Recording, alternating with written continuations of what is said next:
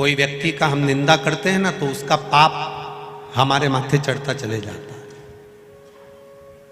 निंदा करने वाला, जिसकी हम निंदा कर रहे हैं उसका पाप। एक कथा पहले कही थी, आप लोगों के स्मरण में होगा। एक राजा को एक बीमारी लग गई, पूरा शरीर टपक रहा, गिर रहा, पूरा शरीर टपक रहा, गिर रहा, बड़ी भयंकर बीमारी, गल गल कर शरीर नीचे गिर रहा था। राजा ने सारे वेदों को दिखाया, सारे डॉक्टरों को दिखाया, पर राजा का शरीर ठीक नहीं हुआ। आखिरी में राजा ने विचार कर अब करूं तो करूं क्या। गुरु जी के पास गया, गुरुदेव मेरे शरीर में एक रोग लग गया, शरीर टपक टपक कर जमीन पर गिर रहा है, गुरुदेव मेरा शरीर गल रहा है, गुरु जी आप बताओ, कुछ अच्छा बता दीजिए। गुरु जी ने कहा, राजन तेरा शरीर गिर रहा, हाँ टपक रहा, हाँ शरीर गल रहा, हाँ। राजन तेरा भाई था ना, वो तो मर गया, भाभी कहां है? घर में। राजन एक काम कर,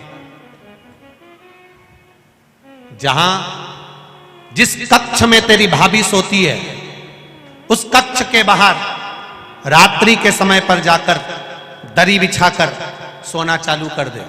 किसी को बताना मती, किसी को बोलना मती, किसी से कुछ कहना मती, बस भाभी के कमरे के बाहर जाकर सोना चालू कर दे। ठीक है महाराज, इससे अच्छा हो जाऊंगा? बिल्कुल अच्छा हो जाएगा, जा सो।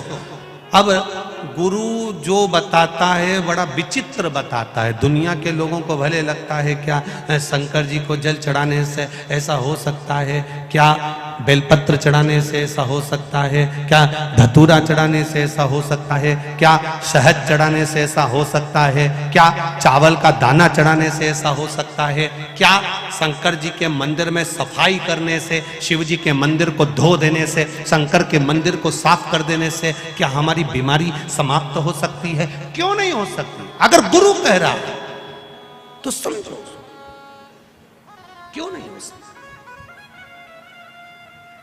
जाओ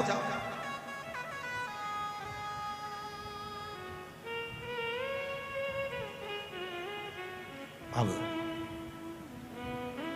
भाभी के कमरे के बाहर राजा सोने लगा।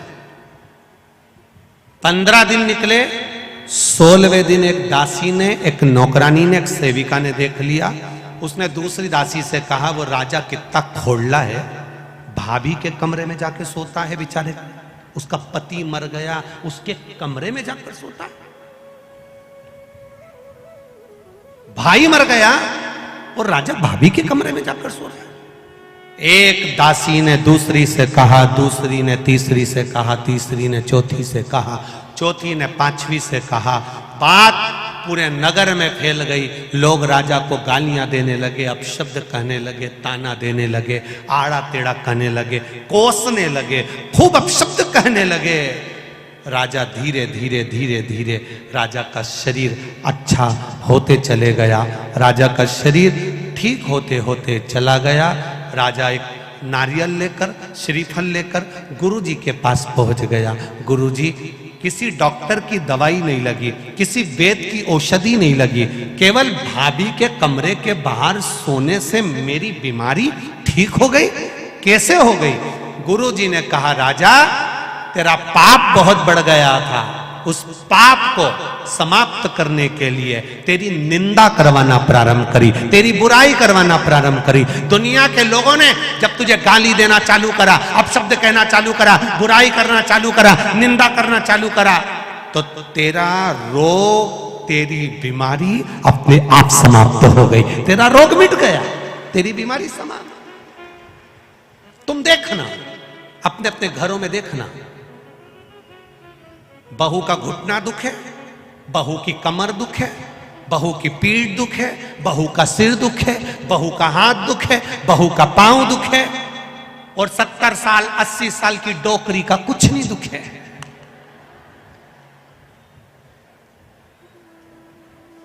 वो बूढ़ी अम्मा का कुछ नहीं दुखता, वो माता का कुछ नहीं दुखता। कारण क्या है? कभी तुमने सोचा? अरे ओ बदनावर वालो, कभी विचार करा कि सास का कुछ नहीं दुखता? सवेरे 4 बजे 5 बजे उठती, झाड़ू लगा लेती, दांत अभी तक जोरदार, चना भी खा जाती, और तू देखे तो 2-3 बार तो कुल्ला करके आती। आंखें इतनी बढ़िया कि अभी भी सुई में धागा पिरो ले, और तू सुई में धागा पिरोए तो 2 बार चश्मा को उतार के साफ करके फिर चढ़ा ले। कभी विचार करा? सुबह 4 बजे से घर की बुजुर्ग मां काम में लग जाती है। 4 बजे से गोबर, झाड़ू, बर्तन, ये वो करते करते करते करते सवेरे जल्दी नहा नुहा के मंदिर जाके फिर आके काम में लग जाए। रात को सोते सोते तक भी कोई काम बता दे तो वो काम कर दे। मेहमान आए पानी पिला दे, रोटी बना दे, सब्जी बना दे, खिला खिलू के नची। और तेरे शरीर में कष्ट, बहू का हाथ दुखे, पांव दुखे, सिर दुखे, कमर दुखे। कभी विचार करा कि बूढ़ी माँ को कुछ नहीं होता और तुझे क्यों होता? उसका कारण केवल एक ही है, घर की बहू मायके में जाकर सास की इतनी बुराई करती, इतनी बुराई करती, इतनी बुराई करती कि सास एकदम जोरदार होती चली जाती है।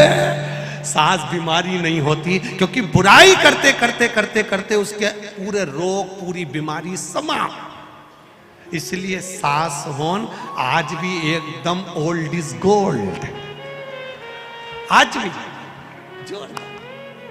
अब मेरा बहुओं से निवेदन है, सास को जल्दी निपटाना है तो बुराई बिल्कुल मत करो। तुम जितनी जितनी बुराई करोगे ना, सास उतनी जोरदार खजूर वाली चोटी बना के, हार वार पहन के, झामर झुमका पहन के चलेगी। और तुम बुराई करना बंद कर दोगे तो सास भी धीरे धीरे धीरे धीरे धीरे धीरे फिर पलंग पे मिलेगी। अगर तुम जितनी बुराई करोगे उतनी वो रसोई घर में मिलेगी। जल्दी निपटाना है तो बुराई करना बंद।